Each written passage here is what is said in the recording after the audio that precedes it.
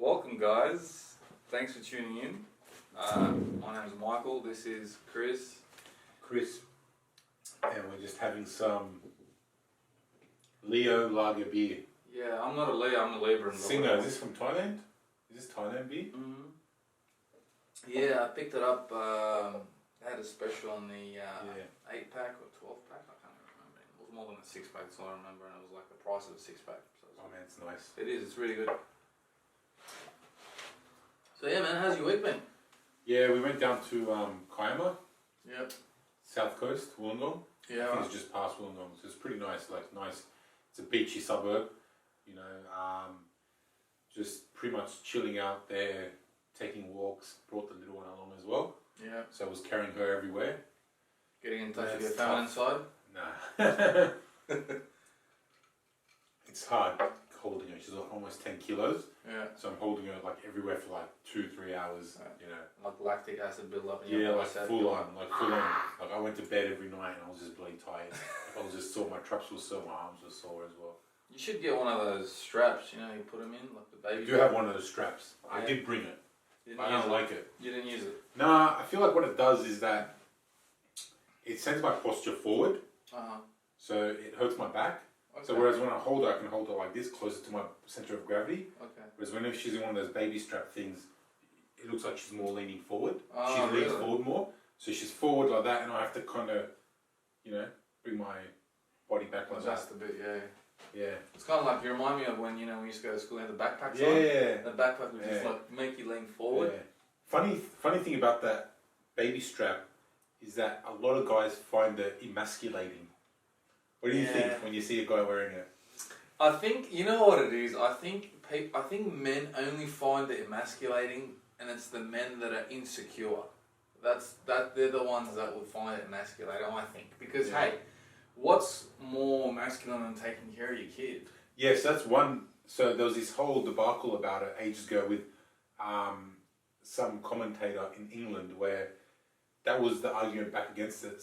All these guys were like, you know, I'm putting my kid in the most safest position to take care of him. Yeah. Because if I have to use my arms the whole time, like for example, if my arms get tired or something, or you know, if I trip and then I won't be able to safely protect the kid. Whereas at least when I have the kid against my chest, you know, strapped up, and then also I can put my arm around him as well.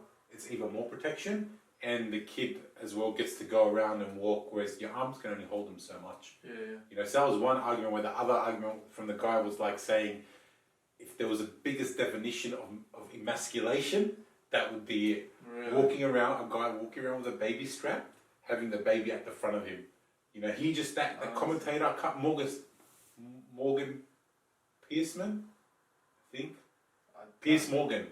That's it. Okay. Piers Morgan. He thought it was the most emasculating thing a guy could do. Was that? Really?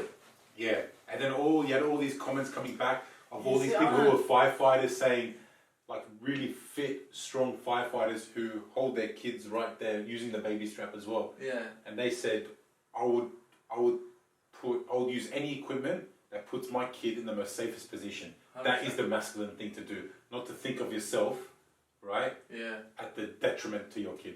Correct. Yeah. Correct. I think that sometimes we confuse masculinity with macho-ness. Yeah. And I think that's what that guy was doing. You know what I mean?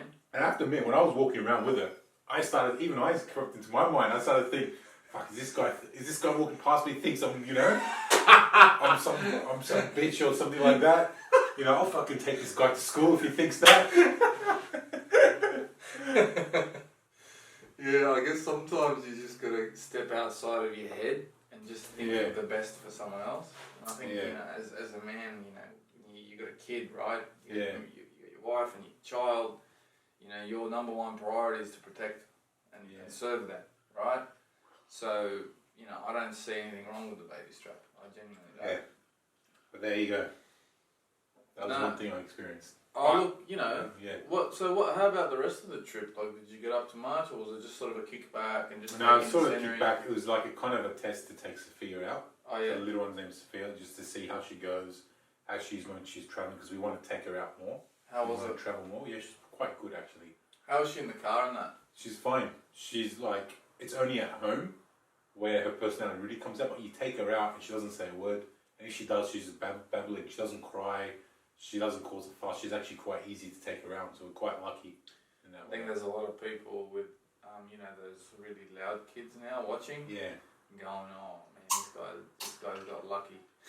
Could change, but yeah. I imagine if I was to have more than one kid, which I'm not going to, but if I was to have more than one, even if the kids were quiet, it'd be difficult. Yeah. I can't imagine lugging 2 kids around. Yeah. Can't imagine you would get up to much. Yeah. You know, whereas the one kid you can make them fit into your schedule. Yeah, cool. Yeah. Well, a couple of things I had in mind to talk about today, guys. Thanks for sharing that as well. A couple of things. One of the things I want to talk about is scarcity and having that scarcity mindset and how it's detrimental to your lifestyle and your general well-being. And then I want to also touch on a little bit about the ego and what the ego actually is, how it actually supposed to protect you, but it's also stopping you from you being the best you can be and being, the best version of yourself to your full potential. So I'm going to touch on that later. The reason I want to talk about the scarcity mindset, guys, this week is I've seen a lot of guys, with the wrong partners, and they've told me, they've come forward and said, man, I'm with this girl, been there for, X amount of time, and I feel like, I've put too much into it to really get out. And The sunk cost fallacy. Yeah, can you expand on that? Oh, are you about to go into that? No. Sunk cost fallacy is something. How do you spell that? Sunk cost. S-U-N-K. Sunk. Okay. Like you've sunk Okay. something. It's kind of like you cut. It's if you ever studied behavioral economics, it's a term in behavioral economics where the prior investments you've put into something affects your decision. Right. I think that's the meaning. So it's kind of like, say you've got an investment portfolio and you've invested in all these houses. Yeah. And you've had them for years, but they're fucking terrible. But you won't let go of them because you're like, but I've come so far. Yeah.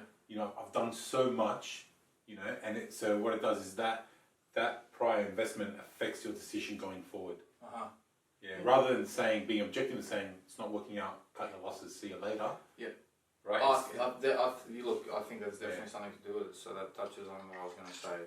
That is exactly what that guy said. I put so much into it. Is a sunk cost fallacy. Yeah.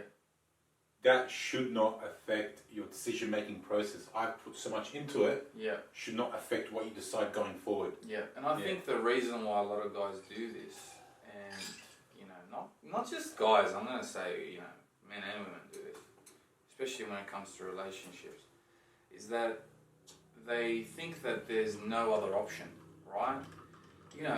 My thinking is this: if you're a man and you want a woman, and you've just started something with someone, and you find that early on it's not the right thing for you, it's not the right setup, or perhaps your personalities don't match, or you find that it was a one night stand turned into a relationship, which I've met a lot of people that have experienced that, because you think, oh geez man, I'm just gonna have a fling for a night, and then you end up liking each other and falling in love and staying together for whatever reason. But I think a lot of people neglect the fact that there's 3 billion people, of the opposite sex, maybe 4. Why would you be infatuated and hung up on just one? Like, there's just no need for it. And I think that's the problem we're facing these days, is that everyone sort of zones into that one person, and that's, again, we've spoken about this a lot in the past, and it's, you find that one person and that's your outlet to happiness. Alright, and then so in this case, the person that was telling me this was like, oh, yeah, I don't know what to do, I put so much time and effort into it. How long have they been together? It wasn't even that long, it was like, I don't know, maybe almost a year. It's about a year. If this is a year, keep going. Yeah, so for him, a year is huge, right? Like, the way he's speaking, a year is like his whole life. Yeah. Talking about kind of like, when you spend your whole life savings on something. That's how he was talking to me. He was preaching to me like that. And the way I saw it was like, dude, what's the issue? And then he just went through, and I won't go into detail what the issues were. No, I want to hear the issues. No, but all right. Anyways, well, it's irrelevant. There were issues, you know. Yeah. So basically, at the end of the day, I said, look, what you need to do is you need to analyze. You make yourself a list, pros and cons.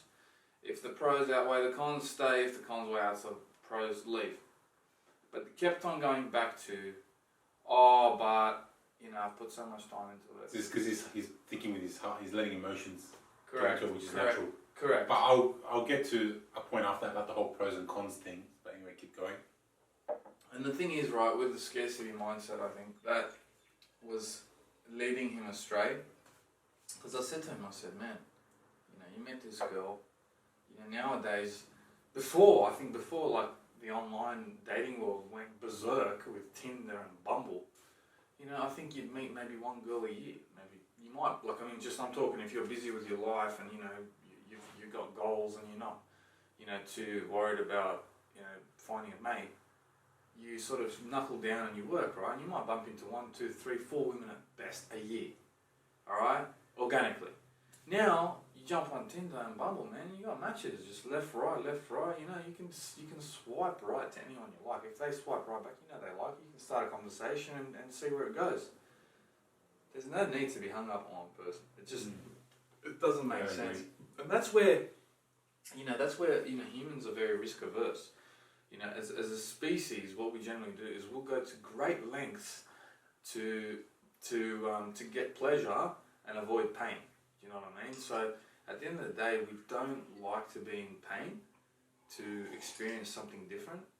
We'll spend double the amount of money or time into something that'll make us comfortable, then go for a little bit of pain and grow.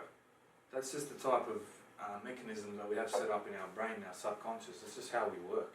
And that's a part of our ego. And our ego is always there trying to protect us, Like, for example, if you're horrified of speaking to someone in the street, just maybe a small example would be asking for the time. I think some people are so, introverted and perhaps so shy that they would never in a million years go up to someone and just simply ask for the time. Now, granted, these days you don't need to. Everyone's got a watch or an iPhone or some stupid thing like that. But I guess the point I'm trying to make is, like, say you're looking for directions, or you want to find the nearest, the best restaurant in that area, and you want to ask for advice from the locals. I think these days people are just so used to jumping on the internet and online and Google and trying to Google everything, but we have lost that human touch, that human element of just trying to go through that little bit of something different and maybe outside of the comfort zone and trying to better ourselves. Like, for example, the shy person I use as an example might never approach someone because they're just so uncomfortable with doing it. So they'll go out of their way. They'll probably spend $1,000 on a phone and hundreds of dollars on apps just to get the information they want without having to talk to a human being. Whereas if they just went for free and just went and approached someone, just spoke to someone, it's easier said than done for them, though. 100%. And I think that I know what you're saying, but in their mind, you're looking at them overcoming one of their biggest fears. 100%. Yeah. And that's the thing. I think that some people would rather, go into a cage with a tiger, a live tiger, and have possibly have that chance of getting mauled by the tiger than going up and approaching someone and asking for time.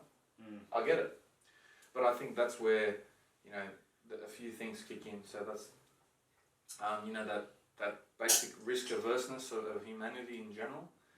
That's your ego kicking in as well, protecting you from potential danger, and also that what I spoke to about the scarcity mindset earlier. I think that has a little bit to play with in this example, but not so much. It's more about that risk averseness and that ego play, protecting you from that potential harm, even though it's not harmful like physically, but mentally your brain is just wired in a way that, hey man, that going up and approaching a random stranger is so exhausting, so mentally fatiguing that I can't fathom doing it. And that's the problem that people have these days. What did you want to touch on? About you mate, the whole. I wouldn't do a pros and cons list. Yeah. Because sometimes you might see that they're kind of the same, or sometimes someone might put in his mind, because he doesn't want to leave. He might make more pros. He might put a bias towards, even though he might have less pros, he might put a more bias on the waiting. Like less. But what I'm saying is that what I would probably say to him is that if you think of this person and it's not, I think this is from the book, The Subtle Art of Not Giving a Fuck. Mm-hmm. If you're thinking of this person and it's not a fuck yes, I want to be here, then it's a no, don't do it. Yeah. Get out. As simple as that. Don't even think about a pros and cons list. Yeah.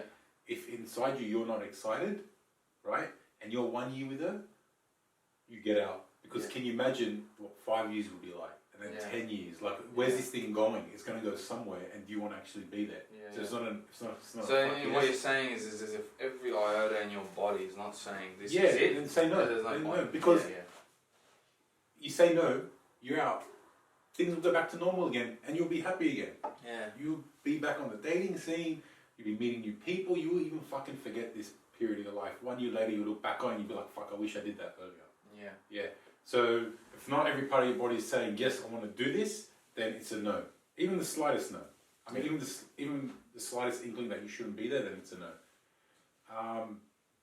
Then the other thing I was going to say on top of that is like, I probably would have told him that, and that, like, you know, if you got doubts, then just get out.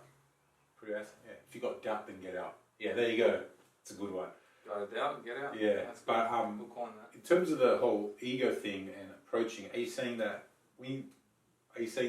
someone's ego might be too big?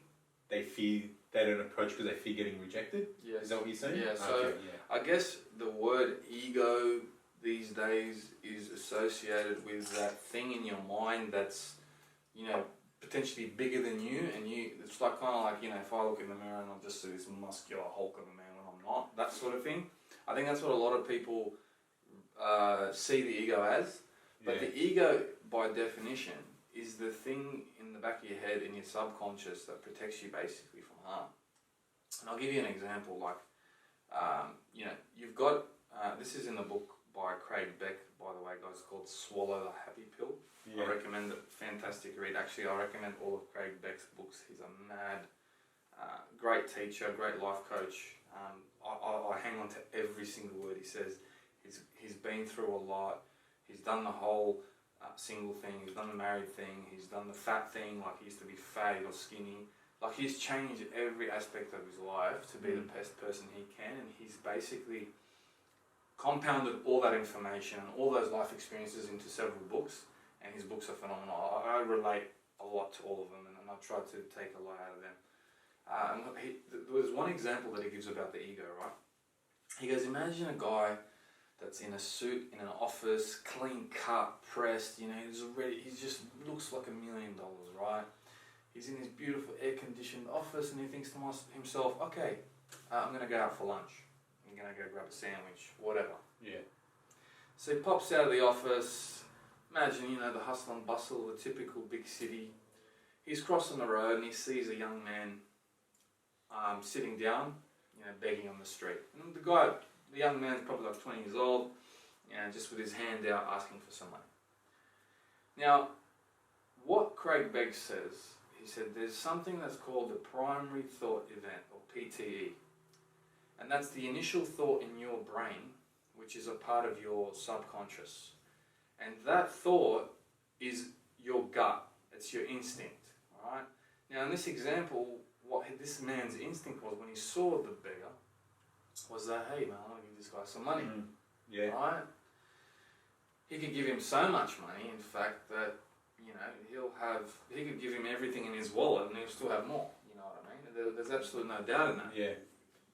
And as he's sort of, looking around for his money, like he's feeling for change or something in his pocket, he then has his ego kick in, and the ego says, well, man, where's this guy going to spend the money? Alright? Is he really going to buy food? Is he really going to buy like proper shelter? Is he really going to get like, you know, something like to make him better, like proper food or maybe proper drink, water, something like that? Yeah. And so those thoughts start to kick in. As they kick in, they are secondary to the initial thought that he had, which was to help this guy, right? And then that's when the ego is taken over, and then he's just used that as an excuse and gone, oh, fuck this, you know, I don't need to do this. And he just sort of pretended that he didn't see the guy and just kept on walking and across the road. Yeah. And that's the ego, that's what it does to you. So when you have an initial instinct to do something, that's something within speaking to you. That's the real you, that's your soul, that's your proper subconscious. I'll go as far as saying that is your soul. That is divinity within you speaking, telling you to do something. That instinct, always follow it. And I think that once you stop following that and constantly have the ego being in front, you will forever stay in your comfort zone. And the example just then was the guy who used, you know, a plethora of excuses in his head to get out of a situation. Now, we've all done this where, for example, you know, men in general, like I know that the percentages of men approaching women now are dwindling and super low. I'm going to say it's probably as low as maybe 3 or 4%. And I think that the reason for that is men, they look at a beautiful girl and they automatically start to have all these flashbacks of previous experiences, insecurities, and constant negative thoughts. Bad rejections as well, maybe in the past, that they've let them get to that. Absolutely. Get to them. That's exactly what I was referring to. You read my mind, thank you. And I guess that takes over. So Craig Beck in one of his books says that if you see someone that you want to approach, like a woman, or if you're a woman, you want to approach a man, it also works. I'd be super flattered if a woman approached me. It would never happen in a million years, but hey. I think it's rare. It's super rare. And then I think that if you had the thought of approaching this person, thought, oh wow, she's absolutely drop dead gorgeous. I think what you need to do, and what Craig Beck also says, that you need to act within 7 seconds. Yes, I've said that to a lot of people.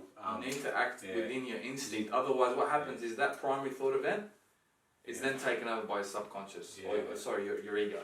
And then once your ego takes over, it's game over. You start to give yourself a million excuses why you shouldn't do that, and then it's game over. Yeah. And I think that's what wrecks a lot of people's mindsets. Yeah, I've had a few friends when I tell me if you see a girl, go and like you're interested and you get a vibe or whatever, or you know, you want to speak to her, just throw yourself in there, kind of like throwing yourself into the deep end. Because I go, if you wait any longer, I said, I guarantee you will talk yourself out of it. You'll come up with 100 reasons why you shouldn't go talk to her. Like, and very stupid ones, reasons that you only believe and no one else around you really cares about or believes them as well. Yeah. So yeah, 100% I believe that as well. And I've tested it. I mean, I was like that when I was younger as well. Like, you know, when we go to clubs and stuff like that. I would try to work up the courage to approach, and in trying to work up the courage, I never approached because I talked myself out of it. Yes. So then when I started doing it, I go, fuck it, I'm just going to throw myself in the deep end. You have to, yeah. I just go, walk up, don't even need anything in my head to say, just be myself. How I talk to my friend, I did the same thing. The way I'd approach and talk to my friend, if I saw him across the street, that's what I did. I imagined the same scenario. That's a good mindset to have. But talking about the whole ego thing, there was a good, there's another good book called Ego is the Enemy. I'm pretty sure you heard of that one. I have heard of it. I've actually had a snippet. I've read a snippet of it, like a 10-page summary of it. And it talks about how not to believe the stories that you start telling yourself. Mm-hmm. You know, and a good example is someone like Mike Tyson. Yeah. So, like, youngest heavyweight champion ever, like 21 years old. Yeah. To that point, we're training ridiculously hard because he wanted to keep those belts. And if you read up on him and stuff, his training regime was brutal, right? That's why he was so like fit and shredded. But towards the latter years, he says that he started letting his ego get the better of him. He started, rather than going out and training, thinking these people want to take something away from me, I need to train hard. He started thinking, you know, how dare these people challenge me? Don't they know, like, they don't even belong in the same ring as I do, like in the same arena and stuff like that. And it was that kind of thinking that then got him stopped training, started partying more because he thought he would just smash anyone who got into the ring. Yeah. Yeah. So that he's always a good example of how if you let your ego overcome you, it could, and you start believing your ego, what your ego tells you about yourself. Like, for example, if you were to go to the gym, if you were to become a performance athlete and you get so good, and then you start thinking you're such a hot shot, you don't train as hard. You know, that's one of the ways that your ego becomes the enemy. So I can see in that case with approaching someone, you know, you start telling yourself that you can't do it, this and that, and you don't end up doing it. Someone else goes and does it. Absolutely. And you know what? It's a lot of guys I've met in the past have got so caught up in the minor details. You know, and I, you know, the other day, Gary Vee said something that spoke to me, and he said something about perfection is something like shit with lipstick on, I don't know, something like that. And it really spoke to me because I thought about it and I'm like, yeah, people strive sometimes to be so perfect in doing something. And by doing so, sometimes they forget the task at hand and they forget actually how, you know, unperfect it needs to be to work. You know, sometimes you've got to actually, like Chris said earlier, you've got to dive into the deep end to actually experience something. Just along the way. Hey? And adjust along the way. Absolutely. Wasn't it Richard Branson that said when someone used to ask him if he could, I don't know, yeah, he said, take on and just say yes and worry about it later? Yeah, just say yes and try to figure it out along the way. Correct. I implement that in my daily business as well because, you know, we have a crazy, crazy outlook at work, and that's what I do. I just, just bring it on and I'll just worry about it later. And you know what?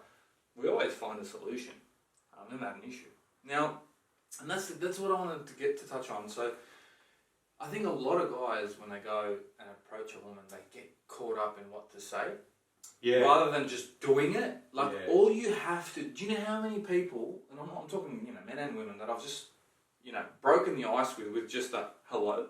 Yeah, yeah. Do you know how many people are fucking petrified of saying the word hello? Yeah. How many times have you looked at someone, they look back at you, you look back, and you want to say... and they look back, and that thing keeps happening with the eyes, and you can tell it's kind of like, you know, who's going to go first, and nothing ever happens. The amount of times I've experienced that, and I've just gone hello, and they've just looked at me like, oh, thank God you broke the silence, or thank God you broke the Where did this happen at? This actually happened. This exact example happened at the sauna years ago, when there was a full room full of people, and there was usually only like really old people in there, but this time it was all young people.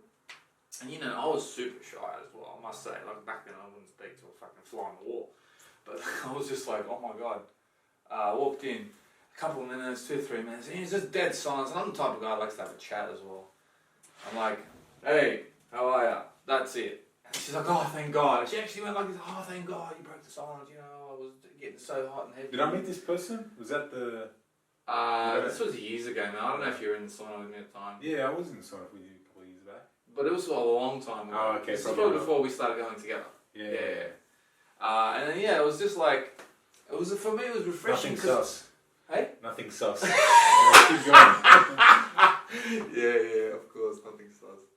I think, you know, when I used to go to the sauna, you know, see all these people, and, after a while, it gave me that first hello gave me the experience to then say hello again, because I got such a positive reaction. And sometimes, you know what, I think from, you know, men approaching women per se, we only remember the rejections, and then we find it really hard, especially, for example, if you've had 10 rejections in a row, and we find it really hard to go to the 11th and just say hello. All you got to do is just say hello. It's not that hard. Alright guys, welcome back. Quick take time out. So as I was saying, like, sometimes it's just a matter of spitting something out of your mouth. You know, don't spit, but you know what I'm saying, guys. Just get out there and just have a go. Have a go, just say hello. Do you know what's funny? I put this into practice recently because I was never the type of person that could approach random people. Ever. I was super introverted in that sense. I was mortified. Like the example I gave before, I would actually rather jump in a cage full of lions and get mauled than go up and say hello to someone. The first time that I was actually super impressed with someone going up to some random stranger was actually, many years ago, I was a kid, we were, out on a holiday, I was with my auntie, she just went up to a random stranger, asked for directions. Yeah. Man, and my heart was throbbing for her. Like, Yeah. I felt like, oh my God, how did she do that? Like, I could never do that in a million years. And I actually asked her, I said, how did you do that? She didn't think anything of it. She just went up to someone and just asked for directions. And I was like, wow, how did you do that? She said, oh, nothing special. I just went up and asked for directions. Like, what's the big deal? Like, if that person said no, the next person would have given me directions. I was like, shit, yeah, wow, that's a good way to look at it. And I think that sometimes we get so caught up in those rejections that we've had previously, and I think that we forget to actually just sort of take that ego away, and just focus on the task at hand. And maybe it's not to pick up, maybe it's just to make someone's day. Sometimes you got to give yourself to really get something back. And sometimes you might not get something back, but who cares? Just be yourself, make it a positive interaction, and you know what? Good things will come of it. And a recent example is, I go to a coffee shop. I started going to this coffee shop regularly just because I had a particular routine, and it was just so happened to be just before this podcast. And I started to get to know the people, behind the counter, and I just, there was a couple of nice looking girls there, but I didn't really, interact with them in that way where I wanted to pick them up, but I just, I'd go in there with a really positive attitude and just make their day, and, they always ask, oh, how was your podcast, or, because it's in a shopping centre, and I might say, oh, how is it outside, or whatever, and, it's just about, making them their day. I got to know the guy there, the girl there, and just became like friends, Yeah. And I think sometimes we put that pressure on ourselves just to grab another number or pick up or whatever. Definitely. I was about to agree with you on that one and the whole. I think that's important, the positive interaction part. I think if you're going in with the mindset, like, I have to pick up or whatever. Like, don't get me wrong. Sometimes you might see a girl that you're like, I need to meet this girl. I need to talk to her. Like, I just want to talk to her, whatever. Then I understand, like, you having an interest and wanting to pick her up. And sometimes in those situations, when you, sorry to interrupt, when you go in, it's almost perfectly fine to say, hey, I saw you and I had to say hello. Yeah, that's a good one. There is absolutely nothing wrong with that, guys. Yeah. Because that person doesn't have enough time to judge you, You've just gone out and just gone straight to the end. So that person knows where you are with them. Yeah. But in terms of speaking in general, that's something I do as well. A lot of the coffee shops I go to, I get to know everyone there.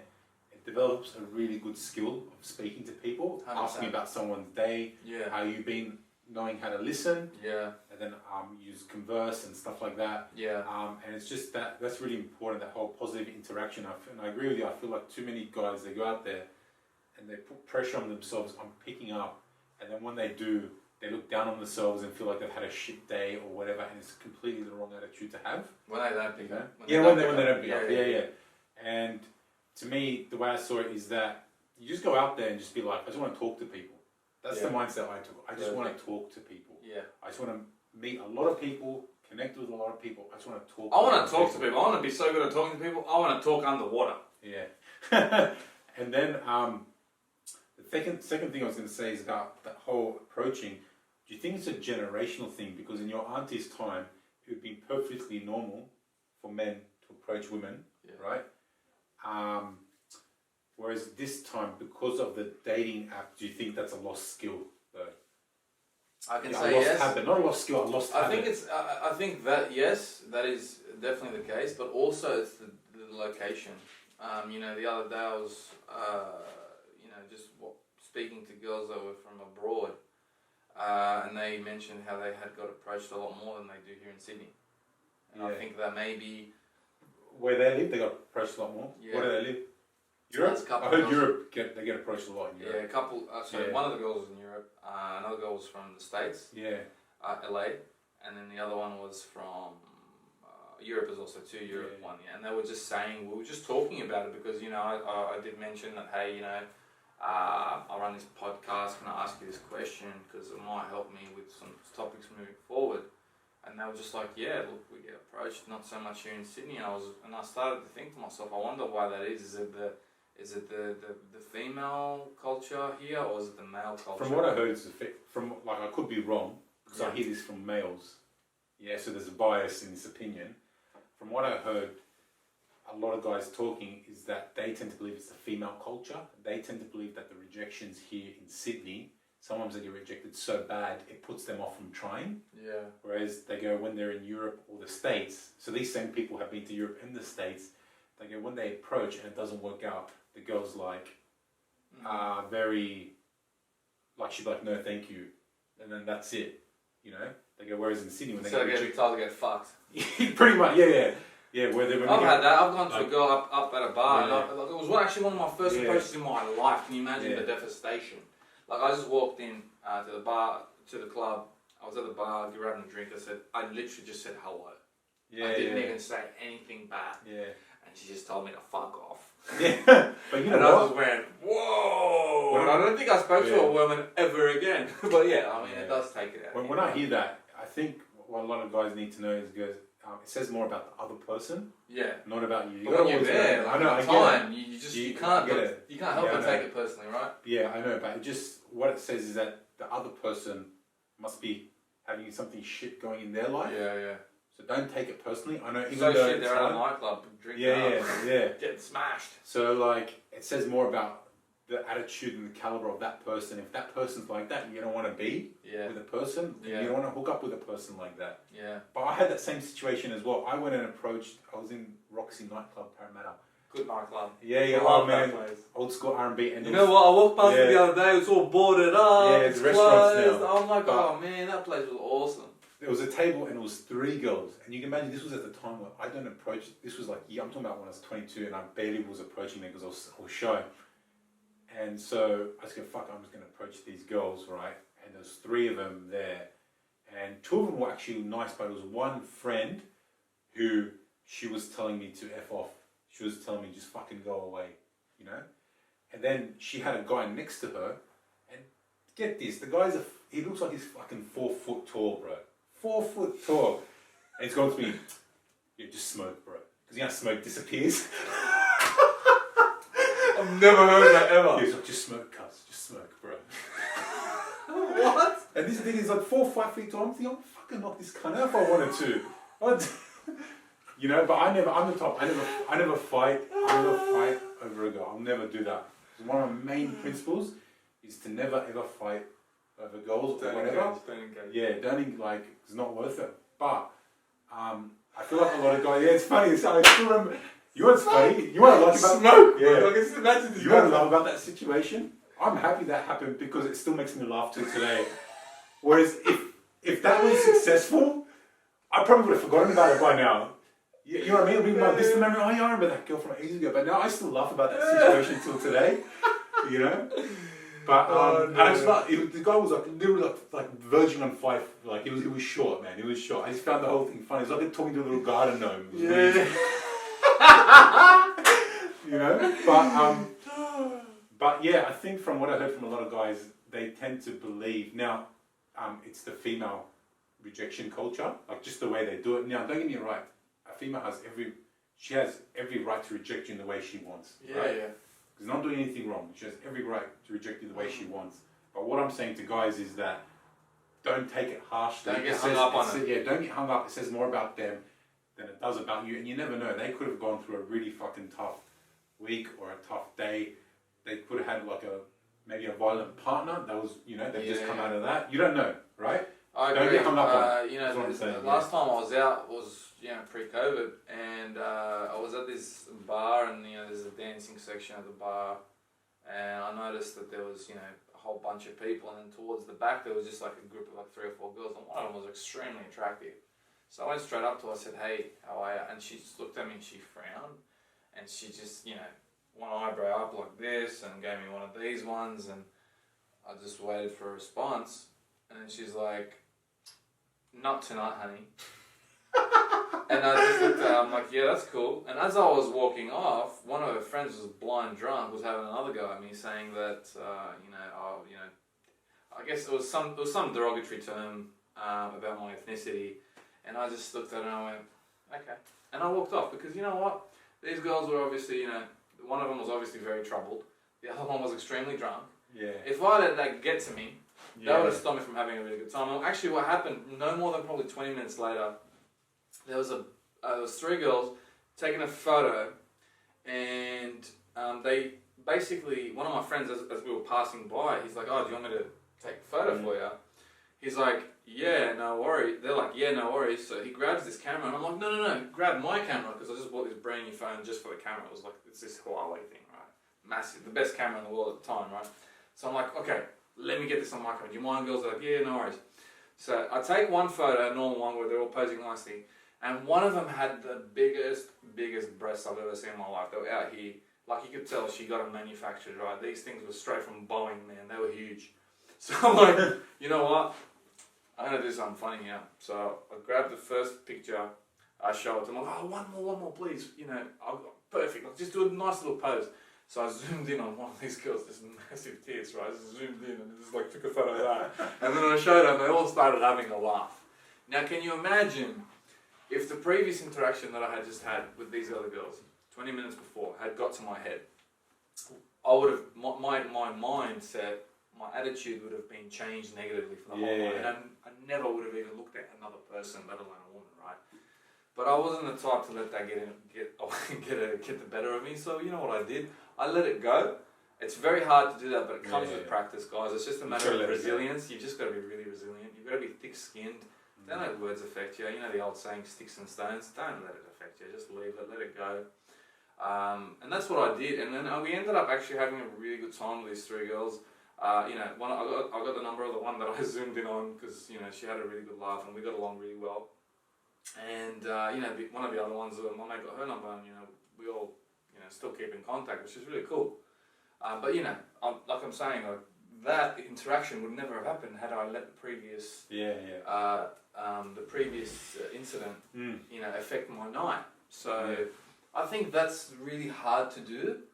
Not everyone can do it. I think people's egos get in the way of that. I think so, and that's where the ego, you need to just fuck the ego off. You just need to kick it out of the fucking stratosphere, man. Just get rid of it and just pretend that you're just you. You know, you're the real you, and just act on those instincts. You know, if you want to speak to someone, go speak to them. Again, 7-second rule, guys. If you have an intention to go up to a girl, don't wait more than 7 seconds. You know, if you're in a nightclub, if you're at a bar, you catch eyes. Catch eyes is the biggest signal. Correct. When you catch eyes, you know. I usually wait to catch eyes twice before I go in. That's what I do. That's my thing. But that's, you know, with the whole different. Catching eyes. Do you find that if you've caught eyes with someone and you don't approach them, do you still remember them like the day after? Sometimes, yeah. So that's a thing called retina locking. Have you heard of that? No. So I went to this conference where the guy running it, he's got a really cool business in cybernetics. So they fit, what are those? You know, prosthetics? Prosthetics, yeah. They fit prosthetics to your body, but they connect it to your brain and your nervous system. Like, that's what they're trying to do. Cool. You know, having your neural network work it and all that stuff. Wow. Actually coming up with a cool app where they're trying to record all your family's voices and pictures so that when you pass on, say 3 generations from now, they want to talk to you, like they're able to go into the app and talk to you. Wow. So that, like, say three of your generations from now, be like, I want to know who Michael Marco is, and ask him questions. You know, it'll be pre-recorded conversations and answers and that. But anyways, it's this thing called retina locking. So when you look at someone right into the eye, right into the middle of their eye, and they look at you, your retinas sync up, right? That creates an imprint into your brain, right? And like some neural imprint into your brain. And that's why you could be in a very, very packed room, like in a nightclub, and you might lock eyes with one person right across the room, right? And you'll remember that person, even though you've come across all these people throughout the nightclub, you will still remember that person at the end of the night and the next day. You remember, like, oh man, I went and I saw this girl from across the room with completely locked eyes. And that's why the guys who don't approach, they get so hung up on about it. Because what happens is that they've locked eyes, her image is now imprinted to their brain, but they never approach, so they always wondered, you know, the next day, because now that image, it's still there in their brain. Always wonder, fuck man, I should have went up and talked to her. Why didn't I go up and talk to her? What would have happened? I think that's a problem, you know, like, we always let that ego just sort of eat away our thoughts, and it gets the better of us a lot of the time. And the thing is with that is, the way you got to look at it is that if you don't approach them, and I know this is easier said than done, but you got to start feeling that if you don't like this, if you don't approach them, you know, and you're going to take this mentality with you, you know, everywhere. You know how your night's going to end up, right? It's going to be that you're going to drive home, and that's it, right? But if you approach that person, that opens up so many doorways. You don't know what that person will end up bringing into your life. So never go home wondering. Yeah, that's a good point. Yeah, I think Steve Jobs said it really well. I think he's like, I just remember that I'm gonna die, and that makes me do shit that I wouldn't normally do. Perfect. Actually, that's quite good. He just remembers that he's gonna go. Yeah. He's not gonna be here anymore. Like fuck. We're all not gonna be here anymore, right? But imagine you had that in the back of your head, like solidified. It would make you take action all the time on everything. Like someone said to one of these guys, look man, you're gonna die in a week. Takes him to a nightclub. I guarantee this guy will fucking be launching into any girl that locks eyes with him. 100%. Trying, you know. There'll be no excuses, right? Yeah. Well, you got to think. I mean, he's got the excuse, which is I'm gonna die. So I'm gonna take action, and I think that's something that maybe we can use. We can put that in the back of our head. Hey, we're gonna die someday. Yeah. And if I don't do this, well, what good is it then? So you don't be left wondering. I've got a few friends as well. They've locked eyes, like walking down the street and stuff. And I asked them about it because I want to know, you know, because that used to happen to me, and then I stopped doing it because I just go, fuck it, I'm just gonna go and approach, even if it's on the train, even if it's in the middle of the street. Don't care. I'm just gonna go approach. Yeah. Don't care if I look people. What are the way I thought? Because some people get very paranoid about what people around them is thinking. Yes. Right? Yes. Like, but the way I thought about it was that, fuck it, I'm going to do it. Because I imagine the guys around me watching are thinking, fuck man, like I wish I want to do that as well. Yeah. You're probably pumping up their tyres as well. Yeah, so, lost my train of thought there. Yeah, you're talking about like the ego. Yeah, so that's why with approaching, you can't be kind of like lost it, man. Go on. You lost it? Lost That's it, alright. completely lost Pick it back up when you get it. Yeah. But yeah, guys, I mean, that's basically in a nutshell what we're trying to discuss today, and it's basically don't let that negativity consume you. Don't let the ego take over. Don't let comfort get in the way of a result. Alright? Don't be so risk averse that you'd rather, you know, spend $1,000, you know, just to avoid a fear. Alright, just sometimes you just gotta attack these fears head on. No matter how irrational or rational you might think they are. I guarantee you a lot of your fears to someone else will seem irrational. Think of it that way. Think from a third party, is my fear rational or irrational? Well, you're talking about self-limiting beliefs. Yes. I'm talking about fears that are irrational. Like, for example, approaching a woman. I know a fucking percentage, which is close to 100 of men, that will fear walking up to a woman and asking for her number or saying hello. Particularly not in a nightclub. I'm talking daylight, right? I reckon it's high in a nightclub. No. In a nightclub it's high. It's still high. It's still high, but because the environment is conducive to that, the guys feel more comfortable. But I reckon out in public it's almost close to 100. Now, I get some women, they might be like, I just want to go out and I don't want people talking to me when I go out. So that's fine, right? Yeah. The girl will just say to you, no, thank you, and you just move on, right? But I've approached in public before, and the feedback that I've gotten quite a lot was that, no one's ever approached me in public. That takes a lot of balls to do that. Yeah. But that's the very reason why I do it. But that's because there's no competition out in public. Thank you. He just hit the nail on the head, right? If you imagine, I reckon the number's probably 1%. I reckon 1% of men have approached women in public. Yeah. And I'll bet you that woman that you do end up approaching, she's probably never been approached. Or maybe if she has, it'll be like they'll be able to count on one hand how many times. Yeah. No more. And so if you're a part of that statistic, guess what, guys? Where are you? Do you think you're at the bottom end of the barrel, or you're at the top? I reckon you're going to be at the top. Yeah. You're going to be one of those people that person's going to remember for a very long time. Guy or girl. I don't care who the fuck it is. And it looks good on, like, it's just like, it's a good skill to get. And, absolutely. And it's like, it says a lot about you. Yeah. Because like the girl might be like, fuck, you know, this guy's got guts. Yeah. Confident. Yeah. You know, which is a lot of traits girls find attractive. Yeah. Got guts, confidence, nerve. Yeah. No You know, fear of sometimes talking. I look for an excuse to talk to someone. Like if it's a woman, I'm not trying to pick her up or anything. If I see she's wearing something really nice, I'll comment on it. Hey, I love your sweater. Love it. Love your jumper. Love your earrings. Where the hell did you get them from?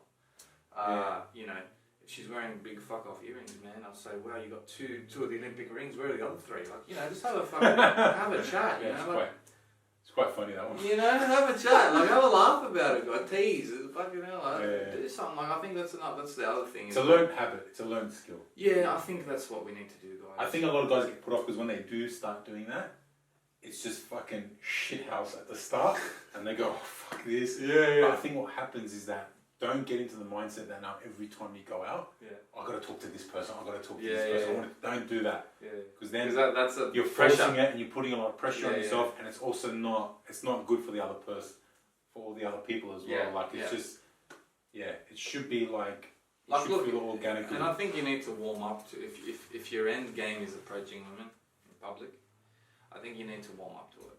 Like, you know, the journey of 1,000 miles starts with a single step. It's a very cliche saying, but it just resonates with what we're saying here. If we go into, for example, approaching a woman on the street you've never done before, well, what you need to do is perhaps start talking to people on the street. Like, or the coffee shop is a good way. Yeah, coffee Have shop. a regular coffee shop. Just start talking to the people there. How's your day? This and that. Yeah, just say hello. Start with a hello. Start with how's your day. So talk about the weather. The weather's the most spoken about thing on the planet. Fucking talk about it. Like, there's absolutely nothing wrong with saying, geez, it's fucking hot today. I know in Australia we always like instant thermometers. Fuck, it's hot today. You know, or you know, if we're if it's, you know, pissing down rain, geez, where'd this rain come from? Just say something. That's the idea. Is you don't have to say anything clever. Don't put that sort of pressure on yourself. Just spit something out. Just say hello. How's your day? What about that weather? You know, just simple stuff. This sort of anything simple. Absolutely, it just starts. It's a pathway into the conversation. Shows genuinity. Is that how you say that word? Yeah, let's run with it. Sounds right. You know, rather than if you come off trying to be very, very smooth, which would work as well. Yeah. Right. It's a fucking hard act to follow, and a lot of people can pick that up. That's why I don't really like those whole dating schools and dating coaches and stuff like that. You know. Well, there are good ones and bad ones. Yeah. I think what you're referring to is the bad ones. The ones that neg the girls. Yeah, there's like all these games set up, so you've got to be like this, and then go do this after, and don't show them too much of this. It's like, oh, fuck off, man. That's too much. Yeah, see, those, fucking over it. Too much work. Those guys are called pickup artists. Right? That's it. That's why. And those guys generally in that pickup game, they neg what they call negging, and that's basically when you're talking to a woman, bring her down. So you constantly say. I've seen that happen in front of me. One of the guys I was with in Japan was doing that to pick up girls. What was he doing? Oh, he was full fucking putting him down. Oh, really? Like full on. I was like, what was he saying? Huh? It's like he was talking. Like we're talking to the girl, and he's like, "Yeah, fuck, man. You know, your outfit looks like shit." It was like, wow. I was like, fucking hell. He's like, I'm like, why did you say that to her? He's like, no, don't worry, that's how you get them. He's like, you put them down like that, and they want you. I'm thinking in my head now, it's surely not how. It's surely not like this. Well, that's apparently what they do. Is they just neg, and they bring the girl down to a specific point to make them and their level seem superior. I don't agree with that. I don't agree with that whatsoever. I think that, you know, if you want to be yourself, if you want to have an interaction with anyone, man or woman, it has to be genuine. You have to be yourself, and you have to do it for their benefit, not just yours. Like, you know, all right, you want to see this beautiful woman again. You want to date her. You want to have sex with her. You want to do whatever, but you don't have the fucking balls to tell her that. Well, then, man, what are you doing here? What are you actually doing? What's the point? So if you're gonna just either let it go and never speak to her again, well, then you're gonna have to live with that for the rest of your life, because you're gonna have to see that person again if they walk outside of that, you know, outside of your window or your peripherals or your area or wherever you are. Or you can act on it and just say hello. Yeah. Simple. Yeah. And I think that Chris mentioned earlier, like, you know, he's been out and he's approached women, and I That's how he ended up meeting his wife now. Yeah, They were at a restaurant. At a restaurant, said hello. It was an awkward moment initially, which turned into a bit of a laugh. And actually, no, it wasn't an awkward moment. no, the fist big thing. Just got the vibe from the start. Yeah. Went in like a hawk. Yeah. Nah, actually no. Shouldn't use that word hawk. Otherwise, I come across like some predator.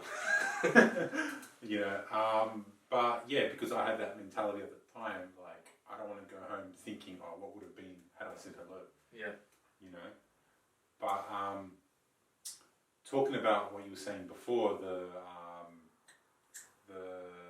dating coaches now, the pickup artists and all that, and now what I find with that is they like to come up with all these games, and what I just tell a lot of people is just work on yourself first. Yeah. You find that when you work on yourself and you grow confident, you do things that are empowering, like getting healthier, getting fitter, maybe doing MMA, something like that, something that, you know, really strengthens you within. Absolutely. You'll find that you don't need those pickup games. Yeah. Absolutely. So yeah, I think that, you know, in a nutshell, what you need to do is be yourself. Yeah. Don't be shy to, you know, just give everything a go. If you see someone in the street and you want to go up and say hello, just say hello. Just break the ice. You don't have to say anything clever or super fancy. I think we all get caught up in the details, and that's where we start to chase that perfection and make sure we say the right thing. But it's not about saying the right thing. It's about saying something. That's what it comes down to. So guys, you know, in a nutshell, don't be shy. Get out there, get amongst it, say hello. Get rid of that mentality where you think that, you know, if this person's not it, then there's no one else, because that's the scarcity mindset. So get rid of that. Get rid of your egos. Act on instinct, that initial thought that you have in your mind, that proud, God-given thought. Stick to it. Follow that instinct. And above all else, have fun. Just get out there, be yourself. Stay safe. Be healthy. Anything else? No, I think you summed it up pretty well. Alright, thanks for tuning in, guys. We'll see you next time. Peace. Yeah. Yeah, good session today, bro. It was good. Yeah. But you triggered my memory with the whole picking up thing. There's a whole issue that happened like a few months back at Kinokuniya Book Club, which is yeah. No. It's the biggest book club in Sydney. So Okay. we buy Wow, books shows like how much I read. like at Dimick. So what it was What is is that it called? Kinokuniya. It's a Japanese like bookstore. Okay. What they were doing is that these pickup artists, they were taking their group of guys to Kinokuniya and teaching them how to pick up girls there. No way. Yeah. So like these guys were in the bookstore and they were just approaching random girls and using the tactics that they had learned how to pick up these girls. And there was this whole like the Were they one of those pickup artist book clubs? Huh? Like those pickup artist clubs? Is that what they were? yeah, it was a pickup artist school. Oh wow. Right? So we had this group of guys and you know they were approaching all these girls and I think the bookstore got complaints from those girls. That's how it was all found out, that they were constantly being approached by these men.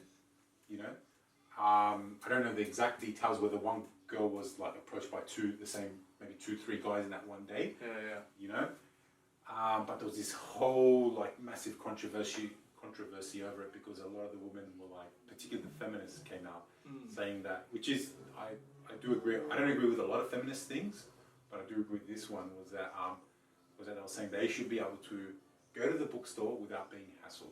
Yeah. You know, and I think once it gets to that stage where it's remote harassment, it's overdone. Yeah, You've overdone it. You get to this, I don't know if it's a conundrum, I would say, because we were saying, oh, if you want to talk to a girl, go approach her, right? But at the same time, that girl might be like, fuck, I'm just sick of people approaching me. Yeah. You know? Well, I guess if you're in a bookstore and there's a pickup club around, then obviously you're going to be Yeah. in that boat. Yeah, but sometimes like, you get the vibe when you see a girl, Yeah. and you know I should approach. Yeah. You either lock eyes. To me, it's mainly the locking eyes thing. You know, I wouldn't approach one if I haven't seen her. I'm just looking at the back of her and I tap her on the shoulder so she turns around and I just try picking her up. You know, but that was a big issue there, and all the feminists came out saying about When how did this happen? it was only a few months back, man. Really? They were saying about how we should be able to go anywhere we want and not being harassed by guys, which is true. What's that book club called again? Kinokuniya. Kinokuniya. You know Pitt Street Mall? Yeah. It's there. Okay. Just like right next to Wagamama restaurant. That's a good restaurant. Yeah, so it's right there. It was quite funny. Actually, you know what's a really good restaurant there in the food court? Din Tai Fung. Yeah, Din Tai That's Fung such is a good. oh man, have their Good place to take a girl. Oh yeah, To go on a date. bro. Like, look, women love carbs, and there's no better carbs than either Italian or Chinese. And this is one of the best Chinese. I think from memory, someone might have said to me it's a Michelin-starred takeaway. Yeah. I think it is, because like when you taste it, it's amazing. They have these like thing called dry noodles with shrimp dumplings. And they got the chili paste on there. Oh my god! Has a girl ever? You're talking about? Has a girl ever approached you? No. Actually, no. One time at a club. Yeah. How'd that go? Yeah, I pretended I was gay. Did you? Why? Because she was horrific. I had. And then what happened after that? I got away with it. Like I just pretended I was gay. I'm like, sorry, darling, because I had these like really, really like gay pants on, like super gay. Like they were, you know that dye ink that you used to do the shirts with, but it was blue and light blue, so it was like a camo but blue, and the whole pant was like on bell bottoms too. But did she just walk away after that? Oh, she hung around for a bit, tried to suss me out, and then my mate was next to me, and I just sort of grabbed him and kissed him a bit, and she just went away. Little did she realise that I'm bloody walking, I kiss every man I know, just normally, so... I had one situation, it's only ever happened to me once, and the girl ended up being a fucking psycho. Yeah? Yeah, it was a Japanese girl. I was just like, I was standing against Gloria Jeans, and she came up asking me for directions. Yeah. And I go, yeah, you guys got to go here, there, and she just stood there looking at me. She's like, oh, so how's your day been? This, that. So we just got to talking, and then we exchanged numbers, you know. And then I took her to dinner that night, I think, or the next night, and she refused to eat anything because she hadn't eaten she told me she hadn't eaten in 3 days because she's got to stay slim because she's in fashion designing. You know, so she was full like stressing. She's like, oh, I want to eat, but I can't. I have to stay slender. You don't understand. Oh, I'm in fashion design. I have to stay slender. In Japan, she's like, I have to stay slim. So she goes, all I've eaten is 1 square of chocolate the last 3 days. You know, and then I'm like, no, you got to eat something. That's not good. Then the waitress came and she was so rude to the waitress. I don't know whether because she was so irritable from not eating, right? Then I went to the waitress. I go, look, I'm so sorry for it. I told the girl, don't speak to a waitress. Don't speak to like waiters or waitresses like that, you know. And I went to the waitress. I said sorry and everything like that for her behaviour. Came back, you know. My steak came, and I'm there. And oh man, this steak was fucking amazing. And I'm there and I'm eating it, and she's just looking at me like this, and her mouth is salivating. And then I'm like, do you want some? And she's like, oh, I can't. We'll just have one, have a piece. And she ate. She ended up eating 3/4 of my fucking steak and all my vegetables. I was left with like 1 quarter of it. Like, fuck, I'm not going to order food now. Wait another 40 minutes to it. Oh, you ate the whole bloody thing. You know, but you know, that's what I said in my mind. I didn't say it to her, but I found that funny. Then we went for a walk and we went into Pitt Street Mall, just hanging out there. Then out of nowhere, she goes to me, are you a playboy? I go, what? She goes, are you a playboy? I like to honestly. I disagree with how she thought, but I like the honesty and everything. Yeah. I go, no. And go, why? She goes, I don't want a playboy. Then she goes to me, are you rich? I go, no, I'm not. Then she's like, I want a rich guy. And then I was like, yeah, I'm not rich. And then she's like, so do you just want to be friends or something like that? And I go, look. And I go, look, all right? Look. Yeah. And someone starts to say, look. I go, I'll tell you something. I go, if you want a rich guy, and I said this to her because I heard this from the CEO of JP Morgan, said this to a girl who wanted a rich guy. And he sent her a letter saying, rich guys only invest in assets that appreciate. So in time, you'll depreciate and we'll just exchange you for someone younger. You know, so brutal smackdown he gave her, brutal smackdown. So he goes, you're better off trying to invest in yourself and get rich rather than looking for a rich guy. You know? So I said the same thing to her. I go, you want a rich guy? I go, rich people only invest in appreciating assets. And I told her in 10 years' time, you're going to look like shit. You know? So he'll just get rid of you and get someone younger. You know? And then she got angry, and then she's like, well, if you're not going to, you know, be with me or whatever, let's just be friends. Then I'm like, whatever. And then she's like, okay, I want you to help me get this other guy. I go, what are you talking about? She goes, oh, there's this other guy I've been having sex with, and I want you to help me steal him off his partner. I go, I said to her, what movie have you been watching? I go, where are you getting this from? It's like, she said to her, I go, where are you getting this from? What have you been watching? Like, you sound like you've come from straight out of some fucking Bold and the Beautiful. And she goes, then she goes, no, I like him and I want him and I don't want his partner to have him. And then she literally stands up. She stands up. And she's like, because... Were you sitting at the time? Yeah, I was sitting like this. She stands up. She goes, because I want to be a fox. A fox that gets all the men. I was like, what the... I said, because in Japan, everyone thinks I'm shy and timid. In Australia, I just want to be a fox. And I said to her, I'm getting the fuck out of here. Right? So then I walked off and she got angry at me. She's like, hey. She's like, where are you going? She's like, you stay right here when I'm talking to you. And then I go, listen, now you point your fucking finger at me when we're talking. And then she starts crying. Right? She starts crying. And she's like, I don't know what I've done wrong. I was just being honest. I'm thinking to my head, yeah, she was being honest. Because you know what? A lot of girls will actually hide that part about them. Like a lot of girls who are trying to find rich guys would hide the part about them that they're trying to find a rich guy. Just be honest. Now, we're talking about honesty here, right? Yeah. Did you end up sleeping with her? No. Really? No, because I'll tell you what happened, right? Because at least she was honest, right? I'll give her that. She was completely honest in her intentions. Yeah. So then we started walking, and then she's like, I'm like, look, I'm going home. And she's like, oh, I don't know where the station is. I'm like, all right, fucking, I'll walk you to the station. Damn it. I walk her to the station, and I go, just go down there. I didn't walk all the way, about 3/4 of the way. Just go down the escalators, just walk straight, you can't miss it. Walk straight and you'll hit the station. I get a call, I'm going to the toilet, I get a call 5 minutes later. She's crying on the phone, I'm lost. I don't know where I am, I'm lost. I'm like, fucking hell. I went down the escalator, she only walked like 5 meters past the fucking escalator. So I meet up with her again. I go, all right, I'll walk you to the station now, like to the actual station. So I walk her to the station, right? And then she's like, I have to go to the toilet. You make sure you wait right here. I said to her, listen, don't you fucking point your finger at me. How many times got to fucking say this to you? Psychopath, right? You know, don't point your fucking finger at me. You know, I go, I'm going home. I'm not waiting for you. And she goes, what are you going to do? I'm going to hang out with my mates. She goes, you'd rather hang out with your friends than me? Oh, yeah, I'd rather hang out with my friends than you fucking psycho. And then I left. That's proper psycho, right? Yeah. It's a good story. Yeah. That's all she wrote. There you go. That's the only woman that ever approached me. That's what happened. Wow, man, that's amazing. Where was it? In the city, so Town Hall. Mm. So there used to be a Gloria Jeans there. Yeah. Yeah, so then we went to like a pub somewhere around Oh, there. were you just standing there? I was literally just standing there, just looking at my phone, reading something. Just because you're a sexy behemoth. And so, maybe back then. But, yeah, so then, yeah, it was, you know, only ever happened to me once though. Wow. Yeah. That's cool. That's awesome, man. I mean, it's good to have that experience, I guess. Yeah. Because it's just a bit of a laugh moving on. Exactly, and I said this to all my other friends. I go, if that went right, I probably would have forgotten about that girl by now. But I still laugh about this story till today. Yeah? Yeah. You know, it's funny, like, you know, as a human, we're so negatively viewed, right? Yeah. And we just remember all this shit stuff. Like, stuff like that, even though it's shit, because it's funny. Yeah. It just adds to the emotion, you remember it even more. Yeah. That's so cool. Yeah, it was good. I love it. So she's full like panicking as she goes down the escalator, or like she just like went 5 steps. Yeah, literally. Go, like, she's literally crying when I met her, crying.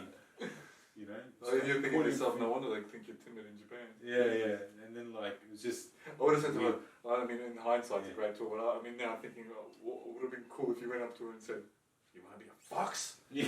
Go to the station." Yeah. Wow. Yeah. That's the only time it's ever happened to me. That's pretty cool, man. Yeah. That's funny. That's it. And that's the funny story of the day, ladies and gentlemen. You should come up with those one.